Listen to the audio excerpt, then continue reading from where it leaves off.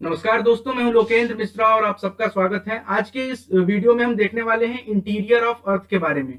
पृथ्वी की आंतरिक संरचना क्या है, इसके बारे में आज हम डिस्कस करने वाले हैं।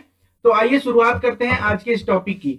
देखिए, जो इंटीरियर ऑफ अर्थ हमें पढ़ना है वो हम दो तरीके से पढ़ सकते हैं। एक तो होगा जिसमें हम एक ओल्डर व्यू के बारे में डिस्कस करेंगे। ओल्डर यानी कि पहले पुरानी थ्योरी क्या है उसके बारे में।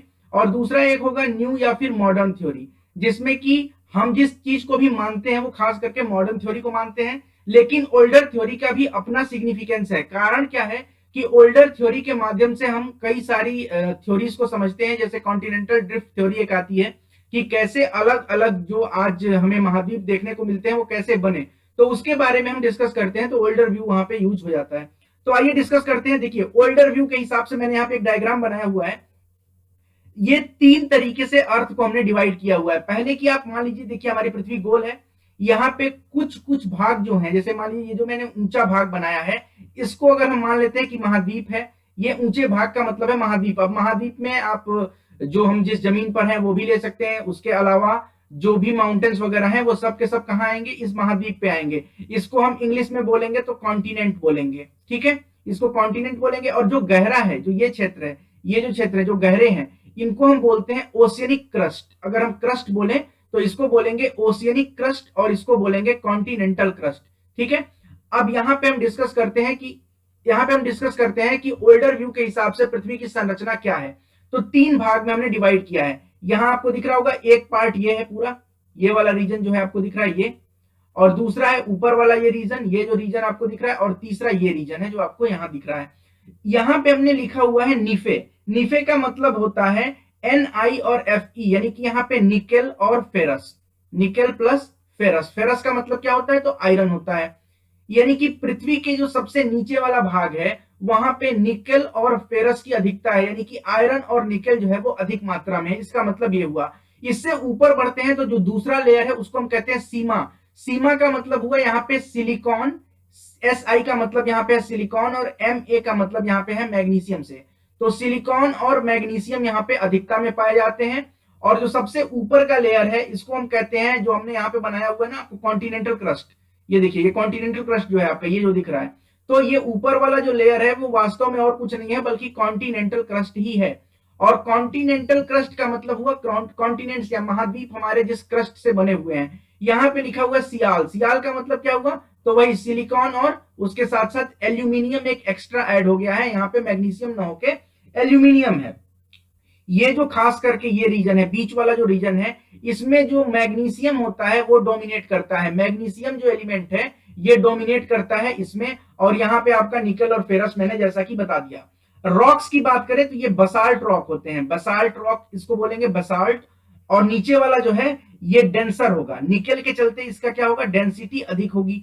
डेंसिटी अगर इसकी अधिक है तभी ये नीचे है। जिसकी डेंसिटी अधिक होगी वो क्या होगा, नीचे होगा। और जिसकी डेंसिटी कम होगी वो उसके ऊपर फ्लोट कर रहा होगा। आप एग्जांपल के लिए देखिए, हमारी पृथ्वी जो है नीचे यहाँ पे क्या है, कॉन्टिनेंटल, नीचे हमारा ओशनिक क्रस्ट है। ओशनिक क्रस्ट यानी कि समुद्र है। ये नीचे हम समुद्र वगैरह देखते हैं, तो समुद्र के नीचे का जो क्रस्ट है उसको हम कहते हैं ओशनिक क्रस्ट। और उसके ऊपर पृथ्वी का जो रहने वाला इलाका है, जो जमीन वाला इलाका है, जिसको हम बोलते हैं, अभी एक होता है कॉन्टिनेंटल क्रस्ट और एक होता है ओशनिक क्रस्ट, तो इसको हम बोलते हैं कॉन्टिनेंटल क्रस्ट। तो ओल्डर व्यू के हिसाब से यही था कि तीन भाग में पृथ्वी को डिवाइड कर दिया गया। सबसे नीचे वाला जो लेयर है उसमें निकेल और फेरस की अधिकता है, उसकी डेंसिटी हाई है इसलिए वो नीचे है। उसके ऊपर है सीमा जिसमें सिलिकॉन और मैग्नीशियम है, और उसके सबसे ऊपर जो है वो है SiAl यानी कि सिलिकॉन और उसके साथ साथ एल्यूमिनियम है। यहाँ के जो रॉक्स होंगे, सियाल जो है, इसके जो रॉक्स होंगे ये खास करके ग्रेनाइट रॉक्स होंगे। तो रॉक्स का नाम भी पूछ सकता है कि कौन से रॉक हैं इसमें ज्यादा। तो देखिए, नीचे वाले में बसाल्ट है और ऊपर वाले में ग्रेनाइट है। इसका मतलब क्या हुआ कि बसाल्ट जो होगा वो ज्यादा स्ट्रॉन्गर है ग्रेनाइट से। बसाल्ट जो है वो ग्रेनाइट से ज्यादा स्ट्रॉन्गर है। खैर, ये तो ओल्डर थ्योरी के हिसाब से। ओल्डर थ्योरी के हिसाब से अगर पूछ दे कि write a short note on the interior of earth as per the basis of older view, तो आप लिखेंगे कि जो अर्थ है वो तीन भाग में डिवाइडेड है, तीन लेयर में डिवाइडेड है। नीचे वाला लेयर जो है उसको निफे कहते हैं, जिसमें निकेल और फेरस है। निकेल चूंकि ज्यादा भारी है इसलिए इसकी डेंसिटी अधिक होती है, 15 ग्राम प्रति सेंटीमीटर क्यूब, ये इसकी डेंसिटी है। फिर उससे थोड़ा सा हल्का है सीमा, जो कि ऊपर है। हल्का मतलब in the sense of density. उसके ऊपर हो जाएगा सियाल, जो कि सबसे ज्यादा हल्का है, सबसे कम डेंसर है, ये कह सकते हैं आप, तो वहां पे ग्रेनाइट रॉक पाया जाएगा। आगे बढ़ते हैं कि मॉडर्न व्यू क्या है। तो देखिए जो मॉडर्न थ्योरी है उसके हिसाब से inner core, outer core, mental और क्रस्ट में हमने डिवाइड किया। सबसे पहले अर्थ को हमने कहां कहां डिवाइड किया, ये जो सबसे नीचे वाला पार्ट है ये इनर कोर है, उसके बाद ये जो ऊपर आपको दिख रहा है ये वाला पार्ट ये आउटर कोर है, ये मेंटल है और ये क्रस्ट है। अब मेंटल में भी ऐसा नहीं है कि सिर्फ एक ही है, यहाँ पे भी एक डिवीजन होगा, मेंटल में भी एक डिवीजन होगा इस तरीके का कुछ, जिससे कि हम अपर मेंटल और लोअर मेंटल को डिस्कस करेंगे। अब अपर मेंटल लोअर मेंटल क्या होता है, जैसे ये मेंटल है पूरा का पूरा, यहाँ पे आप देखिए ये मेंटल का पार्ट है, इसमें से बीच में से एक लाइन अगर आप ड्रॉ कर दें तो ये क्या हो गया, लोअर मेंटल हो गया और ये अपर मेंटल हो गया। इसको मैं यहां लिखता हूं, ये हो गया अपर मेंटल और ये वाला पार्ट जो है वो हो गया लोअर मेंटल। तो इस तरीके से हमने डिवाइड किया। अब सबसे नीचे वाला जो पार्ट है उसको हम कहते हैं इनर कोर, उसके ऊपर जो होगा उसको हम कहते हैं आउटर कोर, उसके बाद से आता है लोअर मेंटल, फिर आएगा अपर मेंटल और अपर मेंटल के बाद से हमारा जो आता है उसको हम कहते हैं क्रस्ट, अर्थ का क्रस्ट कहेंगे, और क्रस्ट के ऊपर फिर सी लेवल है। तो वहीं पर ओशनिक क्रस्ट अलग हो जाता है और कॉन्टिनेंटल क्रस्ट जो होता है वो अलग हो जाता है। अब अपर मेंटल के जस्ट आप जब थोड़ा सा ऊपर आएंगे तो ये जो क्रस्ट है और ये जो अपर मेंटल है इसके बीच में यहाँ पे एक आप डिवीजन कर दीजिए, ये जो पार्ट है इसको आप डिवाइड कर दीजिए, जहां पे मैं इस सेट कर रहा हूं रेड कलर से, देखिए आपको दिखाई दे रहा होगा ये जो पार्ट है, ये जो पार्ट है यहाँ पे ऊपर वाला, ये अपर मेंटल से ऊपर और क्रस्ट से नीचे का पार्ट है, जिसको हम एस्थेनोस्फीयर के नाम से जानते हैं। इसको हम किस नाम से जानते हैं, तो इसको जानते हैं एस्थेनोस्फीयर के नाम से। ये सेमी मोल्टेन स्टेट में होता है। सेमी मोल्टेन यानी कि ना तो ये लिक्विड ही है एकदम से और ना ही ये बिल्कुल सॉलिड ही है, तो इस तरीके का ये होता है। उसके बाद से सी लेवल है और सी लेवल के ऊपर जो आपको हरा वाला पार्ट दिख रहा है ना, ये और कुछ नहीं है बल्कि यही है कॉन्टिनेंटल क्रस्ट। ये हो गया आपका कॉन्टिनेंटल क्रस्ट, और ये सी लेवल वाला जो है इसको हम नाम देंगे ओशनिक क्रस्ट का नाम दे देंगे।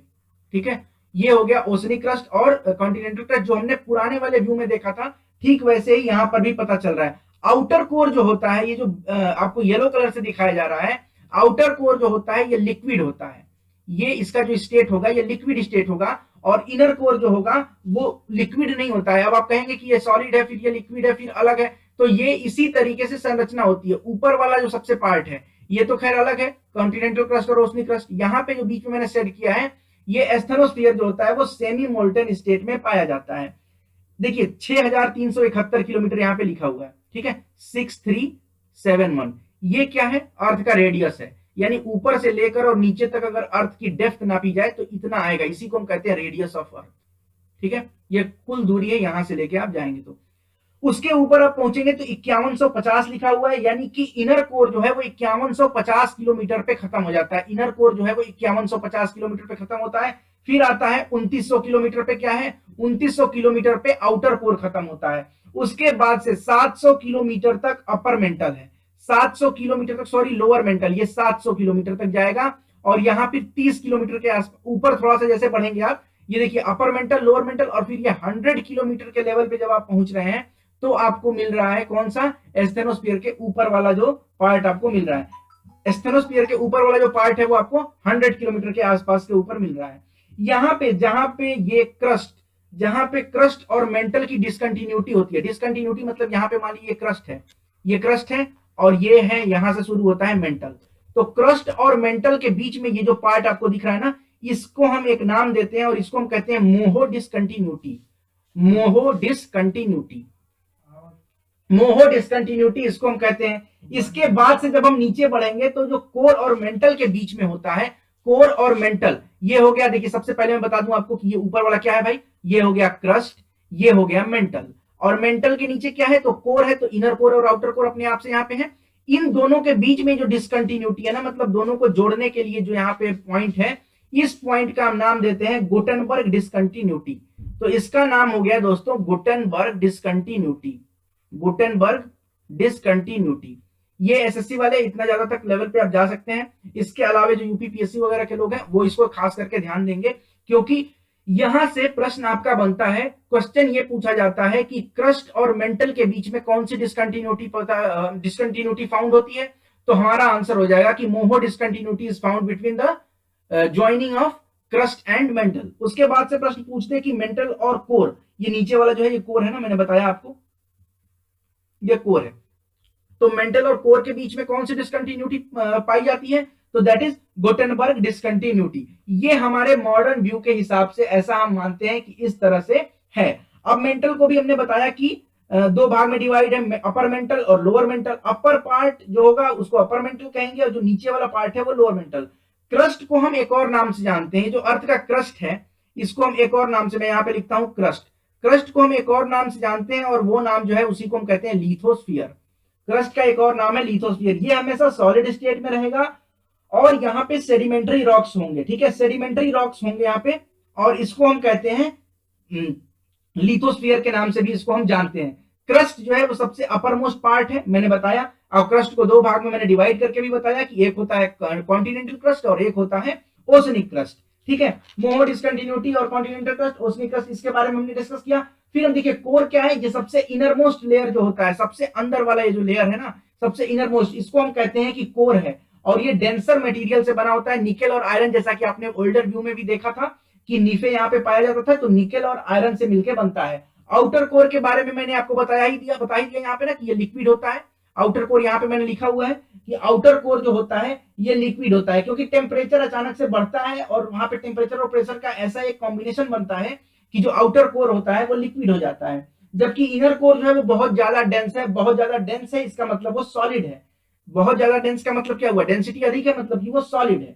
तो इस तरह से हमने क्या डिस्कस किया आज कि ओल्डर व्यू और मॉडर्न व्यू के हिसाब से अर्थ को किस तरीके से हम डिवाइड करते हैं, अर्थ का स्ट्रक्चर क्या है, ये हमने समझा। आशा करता हूं आपको ये वीडियो पसंद आया होगा। अगर अच्छा लगता है तो जरूर लाइक करें, कमेंट करें, शेयर करें। चैनल अगर आपने सब्सक्राइब नहीं किया है तो चैनल भी सब्सक्राइब कर लें। बहुत बहुत धन्यवाद आप सबका। Thank you so much for watching this video.